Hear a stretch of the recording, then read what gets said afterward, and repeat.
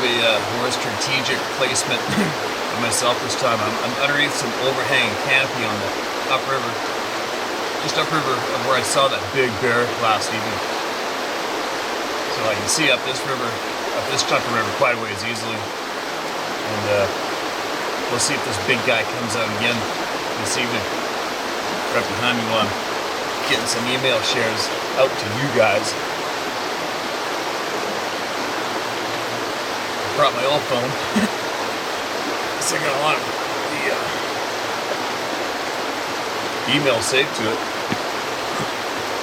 It's clouded over. It's looking like it might rain. I'm worried it might be lightning. The forest is absolutely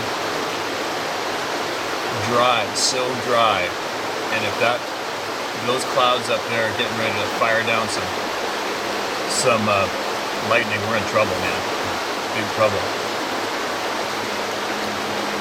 Anyway, let's see if something comes out while I'm sharing this evening.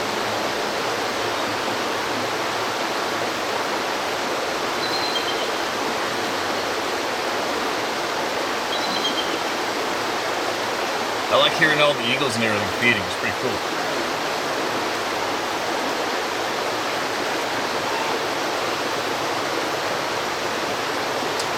Alright, here we go. What do we got? Hello Steve, my name is Adam. I live in Pennsylvania, and the following account happened here too. I just found your channel this past week and realized this is the place to finally share and be heard. Yes, it is. Anyways, right to the point. One night around midnight when I was 14, my father and I went to this field surrounded by a tree line of forest across the lane from my house to scout for a good hunting spot. This was just an excuse to get my father to come out on a spontaneous nighttime adventure with me. To be honest, I had no true interest in hunting at the time. And on our way back to the house, we were about halfway through that field, speaking to each other, facing each other, and walking. All of a sudden, everything, and I mean absolutely every effing thing, lit up the whitest you've ever seen. I saw my dad's nose and lips cast a pitch black shadow across his face where the light couldn't touch. His face and body and the grass and trees were all pure white. Everything the light couldn't touch was pitch black like a black hole. I could see the entire tree line on the other side of the field, lit up pure effing white. It was the brightest thing I've ever seen in my life, but the thing was, it didn't hurt my eyes like a flashlight in the sun would. It caused me to whip my head to the right to see the source of the light. As I looked over to see it, all of the insanely illuminating light retracted and sucked back into a large, floating orb of pure white light, probably 10 feet or so in diameter, hovering probably 20 feet off the ground, maybe 200 to 300 yards away. It hovered there only long enough to just let me see it and let it sink in, maybe 2 or 3 seconds. Then it beamed directly up into the sky at like 1,000 miles per hour, then nothing. Me and my dad were in shock and didn't say a word for like a minute until I said, "Did you see that?" And he said, "I don't understand what I just saw. If you didn't say anything, I wouldn't have believed that just happened." Afterwards, it felt like I was walking through the best I can describe was static air. Like the very air had an electric charge. Maybe that was the nerves, though, but it stands out as the single most incredible moment of my life. Me and my father were flashed with an illuminating light flash from a floating pure white orb of light that beamed into the sky.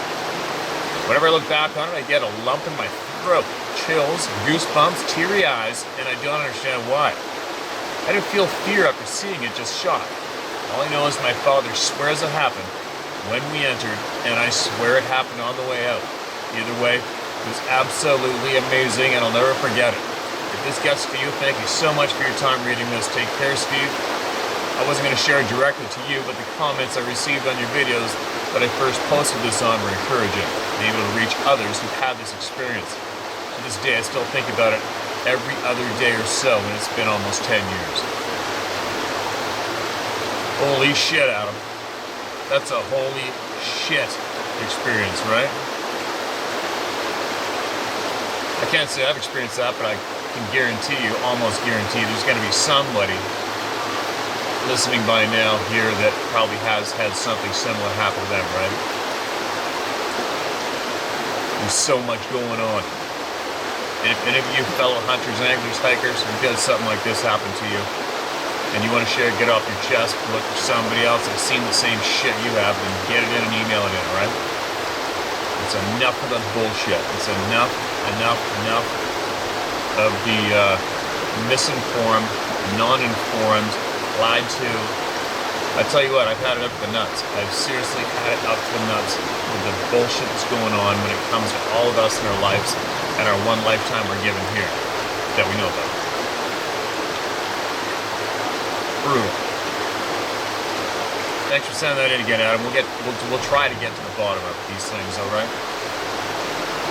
Encounter at Delmo Lake.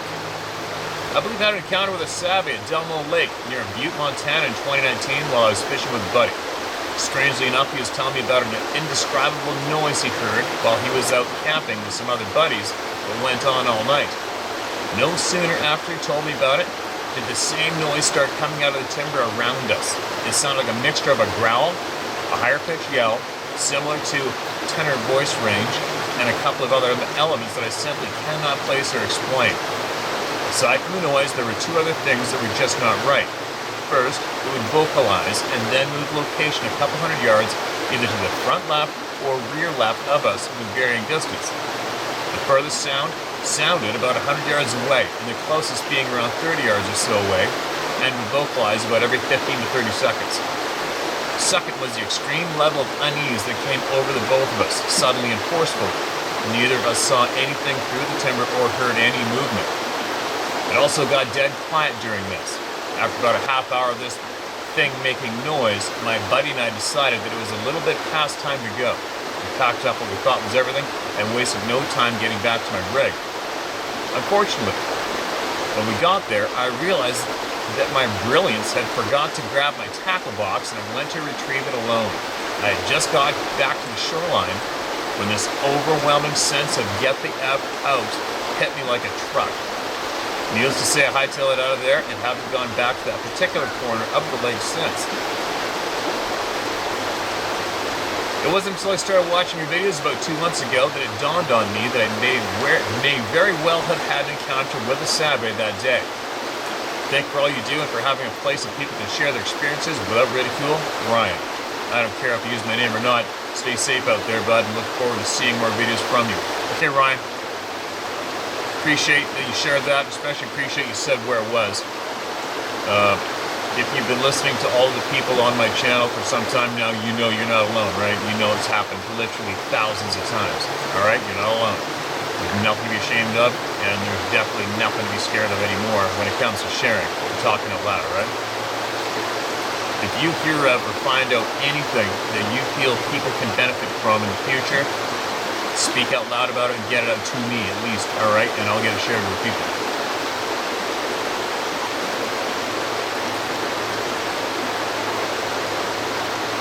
There's a bear coming downriver. Might be that big one. I'll swing the camera for a minute and show you, and then I'm going to go back to sharing, all right?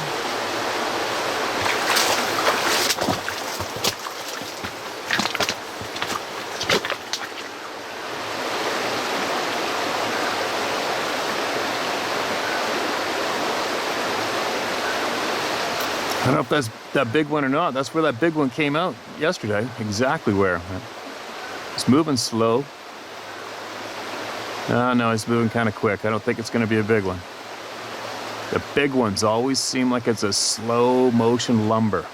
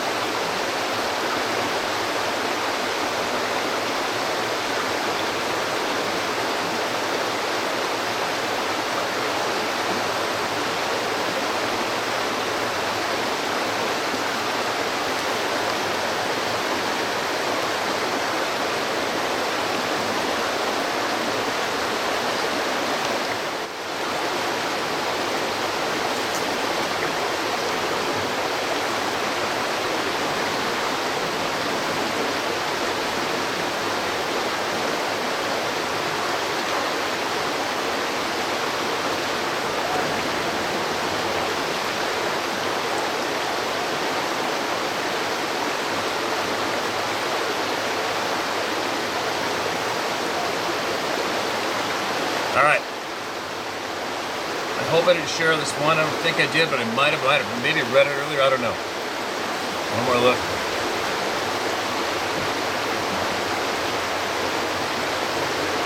All right.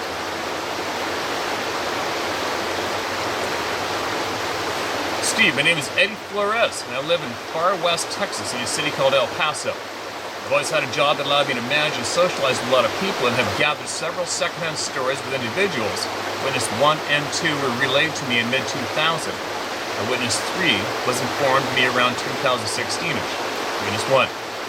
Informed me of an encounter that happened on the east side of Franklin Mountains. A bunch of friends had gathered to go hiking and spend the night on one of the mountainside valleys / gorges. The hike was uneventful. They set up camp, ate and talked around the fire, and then they went to sleep. The witness was sleeping in a sleeping bag alongside her boyfriend at the time.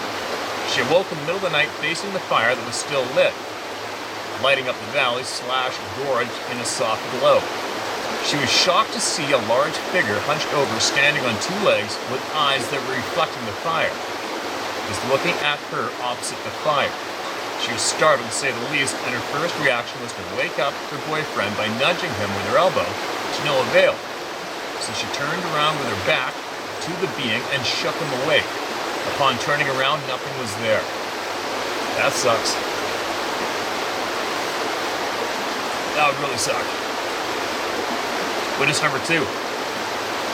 Had a similar encounter on the west side of the Franklin Mountains. She and her husband at the time liked to go camping on the west side of the Franklins in a location called Franklin's Nose. They never had anything happen to them until this one night. They were getting ready to go to sleep, and the husband decided to retrieve something from outside the tent. It had taken a while, and she was getting concerned. So, she looked out of the tent only to see a large, what she called a bear, walking on 2 legs, walking past their camp. When her husband made his way back into the tent, she asked if he had seen the bear. He said, "What bear?" Witness number 3.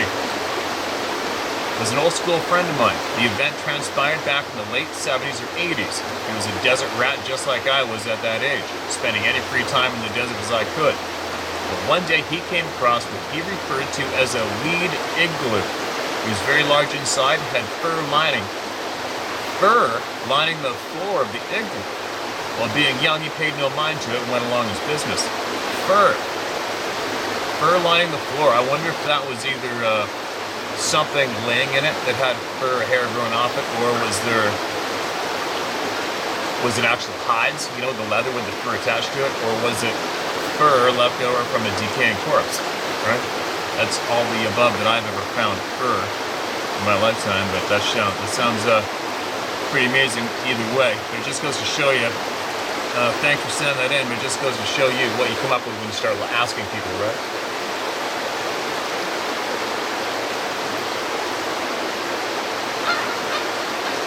That bear probably smelled it and booked it. Maybe.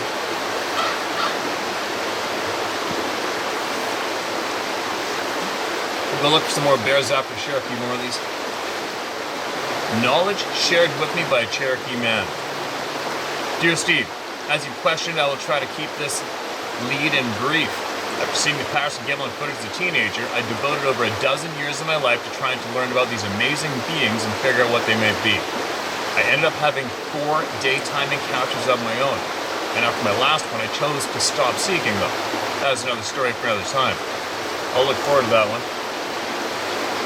I met some very interesting people while on that journey, and each one I met led me to others. I got to meet many people who were frightened by their encounters and wanted to talk to someone who would not think they were crazy. I found that every single person I spoke to firsthand, eye to eye, every single one of them were relieved to speak to somebody who knew exactly what they were talking about. About 10 years ago, a friend asked me if I would try to help a Cherokee man and his family who were having some very aggressive activity at the rural home in Kentucky, not far from the Daniel Boone National Forest. Since I no longer have this gentleman's contact information to obtain his permission to relate what he shared with me, I'll refer to him as Walter. I hope that I'm not breaking any bond by sharing this, but I feel it is so informative that it needs to be shared. I arrived at the rural homestead to meet Walter, his American wife, and their grandson that they were raising. Their small farmhouse sat in a bowl with farm fields behind them, bordered by a creek and with a rise of ground and heavy hardwood forest on 3 sides. There were no other dwellings within several miles of the property. Walter's a very large man. I would estimate him 6'5", and he was packing a sizable handgun on his hip. It was quickly apparent that he was frightened. I asked him to tell me what was going on. He said it had been his habit since they had lived on the property to take their food scraps out to the edge of the woods for the wildlife. Over time, he began hearing activity around his home at night. And one night, while in bed, the bedroom wall was hit from the outside. Expecting that it might be local teenagers, he slipped quietly out the back door and moved down the side of the house, past the bedroom, and around the front where he almost walked straight into a Sasquatch.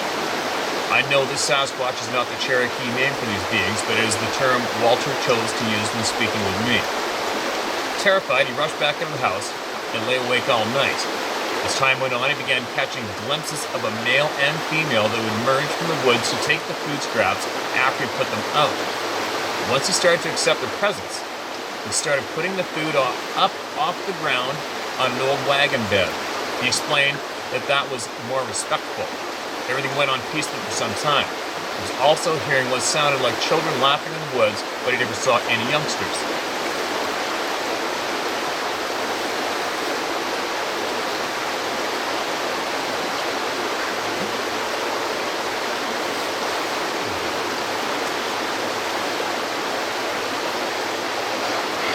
The trouble began when a second male Sasquatch started showing up. Whenever Walter put the food out, this male would boldly show himself and vocalize aggressively, coming closer each day. Walter showed me a massive, muddy handprint behind the backside of his house where the new male had slapped it. It measured 12 inches from thumb to little finger. There was also a broken piece of asphalt siding with a dent the size of an orange in it. He said that's where a rock had been thrown with the force as he was retreating to the house. At this point, I asked if he did anything special when he put the food out, and he advised me that yes, he did a vocalization. I asked if he could do it for me, and his wife quickly stopped us and told me it would hurt my ears if he did it in the house. A light bulb went off for me, and I asked him if he could describe what he was doing. He explained that he was doing the same loud call he heard on the TV show Finding Bigfoot. I immediately urged him to stop doing that call, as who knows what it might mean to these beings. As Walter proceeded to describe the aggressive activity of the new male in detail, he told me that he had become so fearful for his family that he had called his tribal council and asked for advice. This is what I felt was important to share. His tribal council told him to take no action unless the aggressive male tried to come into the house. Holy shit, really? I think that might be waiting a little too long, because if he's actually seriously trying to get into the house, he's coming in the house. There's no two ways about it. And then what? Are you going to be fast enough to put a hole in his head? Is he going to give you enough warning that he's coming in? You know what I mean? Like, oh, this sounds kind of sketchy. Sketchy to me. It's like, oh, I don't know, man. Anyway, let's get on with the story. Sorry about the interruptions. It was imperative that he not act first. However, they also advised him if he tried to breach the house that the only shot that would stop him would be into the eye socket. They said there was a large, thick, bony plate over the chest, and that it would take multiple rounds to penetrate it. As we visited that day, Walter also shared with me some of his tribal history with regard to these beings. He said that there was a time decades ago when the Cherokee would bring the Sasquatch to remote locations in the woods to participate in certain tribal ceremonies. He said the Sasquatch would lay down on the back of a horse-drawn wagons, and they would cover the wagon bed with a tarp. Apparently, they had to stop interacting this way when these beings began bothering the young Native women.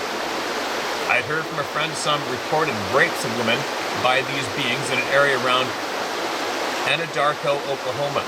When I asked Walter if he knew about the trouble in Anadarko, his eyebrows shot up and he looked down and nodded that yes, he was aware of it. Again, this is over 10 years ago, so I have no idea if there are any problems in that area any longer. I will end here and simply remind all what we have said so often, that listening to our Native American and First Nations brothers and sisters can give us a wealth of information. Since both of my children are government employees and my husband has a public-facing job, I will ask that you please withhold my name. Thank you for everything you are doing. to bring solid, honest information to the round table of knowledge. Blessings to you and your family in your new home. Kindest regards, and thank you so much for that share. Thank you, thank you, thank you. I can't get enough of knowledge shared from the First Nations people of any continent. There is so much going on that we need to know about.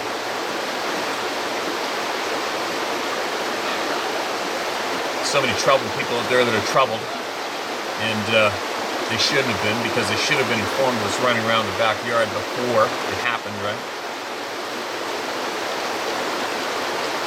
No bears behind me yet?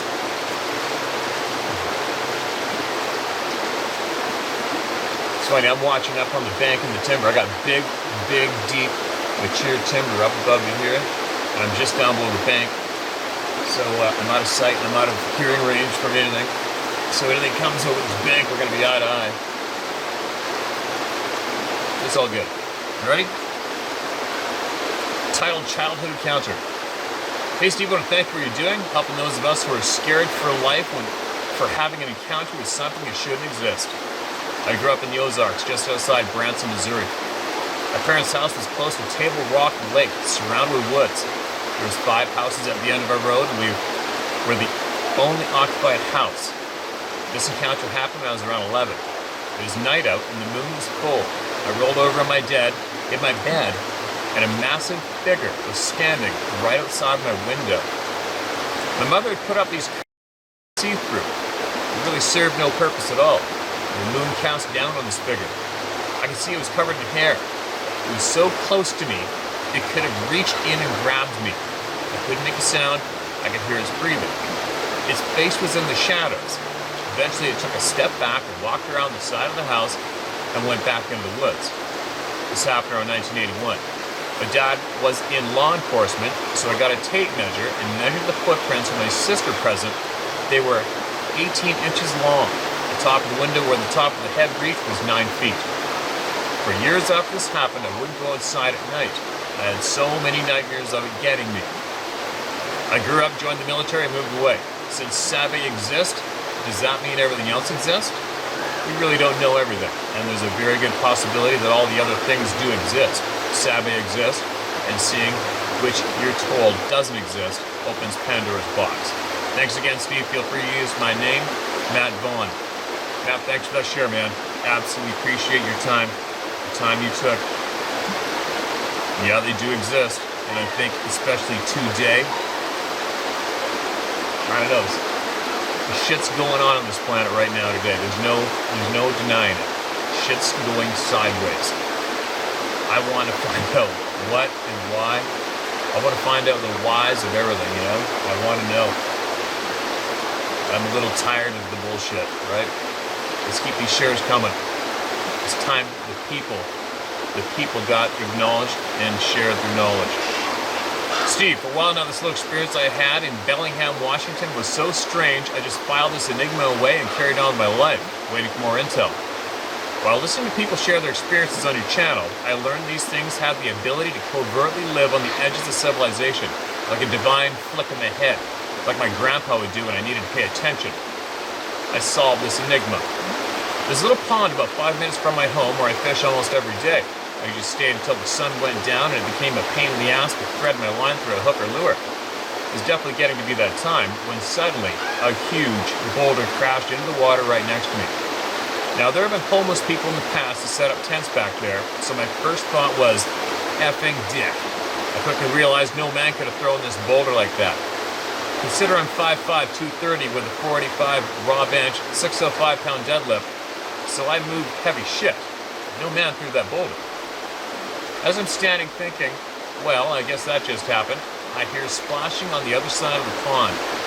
By this time, the light is almost completely gone, so when I look across the pond, I make out what looks like a big son of a bitch, covered in seaweed, walking into the water. My first thought was, shit, he's headed in my direction, and my gut let me know he meant business. My second thought was, well, he's covered in seaweed, so he's probably comfortable fighting in the water. Being 5'5" and 230, my brothers taught me real quick I shouldn't start shit in the pool.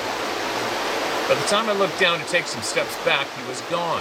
No noise, no splashing, just like a ghost, but it vanished. I'm no pussy, but I bit my line off. At my truck, I was gone. Thanks for the platform, Steve. I immediately told my younger brother, Chris, and he is well aware I have an issue with liars, having taught him a lesson before. He said, Justin, that's just a crazy story, but seriously, don't ever tell anyone else. I knew he was just looking up for me, but I tried anyways, and quickly realized he was right. Anyways, whenever you decide to share my own good guy army, email me, and I'll join. Anyways, whenever you decide to start your own good guy army, email me and I'll join the ranks. I don't think many people grasp the reality of the situation at hand. You're very smart to use this topic as an avenue of approach. Sincerely, Justin Miele. M-I-E-L-E. Justin, appreciate you, man. Thanks for sharing that. And you've already heard me say it probably dozens of times, but if you come across knowledge that you feel that people need to know that'll help the people, then you speak out loud about it or get it into me and I'll share with the people, alright? So be safe out there, brother, alright? Thanks for the share. 2 stories of savvy encounters in Colorado. First and foremost, it's about time quiet people have been able to tell their story and not get ridiculed. God has really blessed you with the talent to help others. Thank you. Amen. We're all helping each other here, but thanks for your kind words. Just a short background. I'm a Colorado native, born and raised outside the town of Gunnison. I'm a lifelong horseman who put many miles mounted on horses and mules high in the mountains. First encounter was told to me by a dear friend of mine who recently passed away. He and his younger brother were high in the Sangre de Cristo Mountains.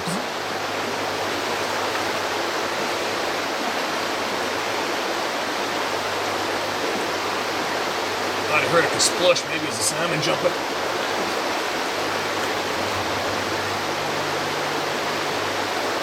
The first encounter was told to me by a dear friend of mine that recently passed away.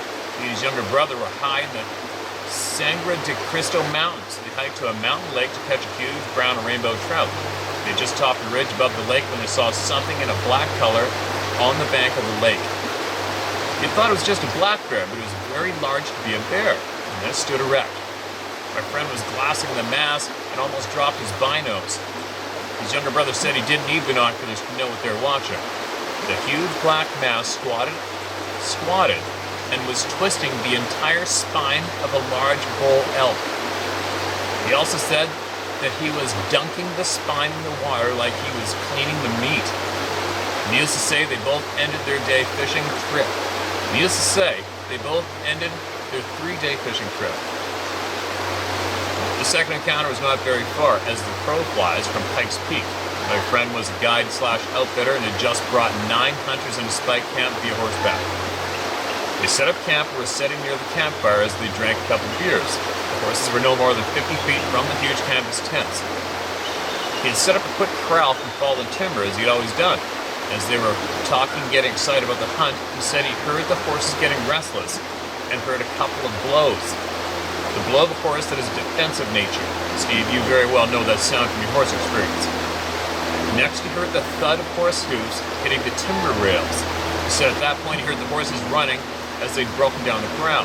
He said he started trying to get the horses back, but they seemed to be very spooked, and he and the hunters had a hard time even seeing them. He ran to his truck and broke out a spotlight that lit up the area very well. He finally spotted the horses running through the break in the trees except one. He then saw the smaller horse a good distance behind the rest. Then his spot lamp soon illuminated a creature that changed everything he believed. The creature was huge, black to brown color, and was pursuing the horse on 2 legs. He said he continued to hold the light on it. It broke away his pursuit and disappeared into the dark pines. The smaller horse was unhurt but trembling as my friend put him back in the crowd. He said that his hunters ended their night and there was a dead silent feeling as the hunters said nothing. The next morning, my friend said he was putting coffee on the hot coals from the fire when the hunters gathered around and finally one broke the silence. Did we really see what I think? My friend then said that they all nodded and never mentioned it again. Steve, I was thinking about the rock throwing. I think these creatures actually hunt by throwing rocks as a weapon. Just think of a 700-pound, 800-pound being hurling a rock at a big game animal. I think the creatures use the rock throwing and also let humans know they are there and use it as a kind of a warning. God bless you, Steve. The public now has a place to feel safe. If you're ever down this way, don't hesitate to reach out. You've always got a place to stay. I'm a federal law enforcement officer, so I'm going to ask you to only use my first name as my career has lengthened. I find myself questioning a lot of strange things that get hidden or swept under the rug. Sir, thank you so much for sharing that email, all right? And I know one thing. Most of the guides and outfitters that I know worked with or worked for, they keep their lips sealed when it comes to this topic, but I think more and more are becoming open about it. And I was just informed that the representative for the Guide Outfitters Association here in British Columbia, actually, I think a friend of mine told me that he actually purchased a dozen of my books and mailed them to outfitters, various outfitters. I haven't looked into that myself or looked into who or why or what, but I have a feeling that there may be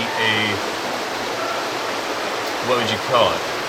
A group, a secure place amongst outfitters with various outfitters who probably talk to each other openly about this topic. I would imagine that's probably fact. But anyway, thanks for saying that, man.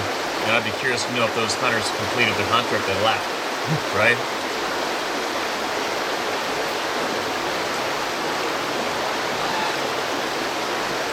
Keep going. Hello, I found your channel through my new boyfriend. He's a hunter and a guide also for several years.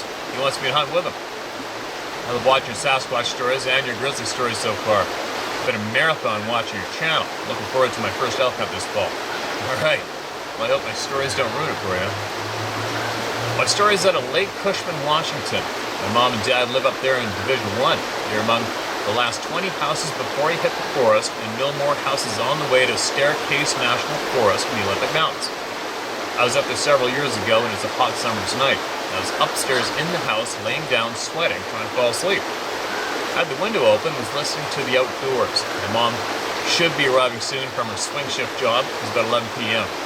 All of a sudden, I hear the strangest noise. It was off in the distance, but definitely on our side of the lake.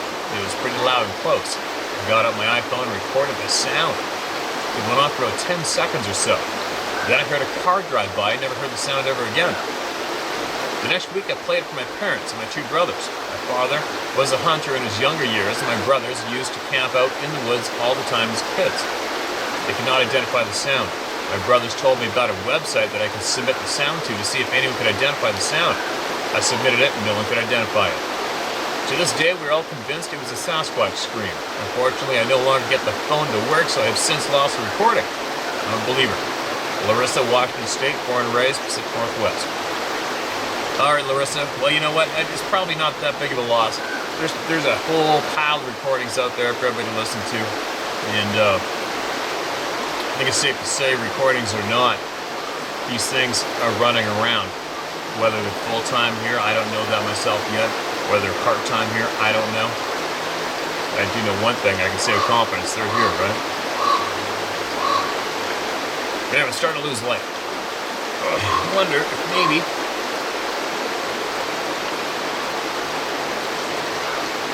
we're gonna go down river and see what's running around down there maybe. Sneak up on the other bank and see if we may be able to videotape something cool. And I got so many shares, so many people I want to hear from. I'm working my frickin' ass off. There's just no time. There's not enough time in a day, you know.